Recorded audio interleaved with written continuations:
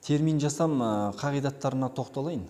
Бірінші, қазақ тілінің төл сөздерінен іздеу қажет. Екінші, табылмай жатса, туыстас тілдерден алу. Үшінші, тіпті болмаған жағдайда шетел сөздері алынады, бірақ қазақ тілінің табиғатына сәйкес өзгертіледі. Соның өзінде жаңа сөз табылып жатса, қатарластыра ұсыну қажет.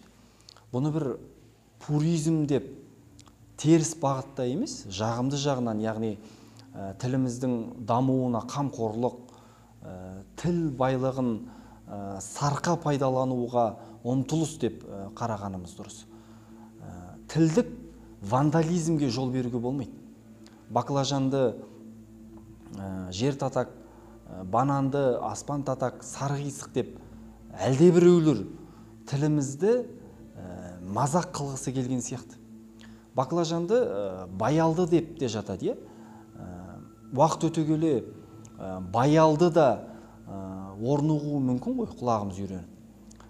Бананды банан дей беріңіздер. Банан бізді өспейді ғой. Дұрыс қазақша баламасы орнықпай жатса, ол да заңдылық. Балконға қылдима емес, балкон қала берсін. Енді сәтті баламалары айналымға түсіп жатса, оны да көрерміз.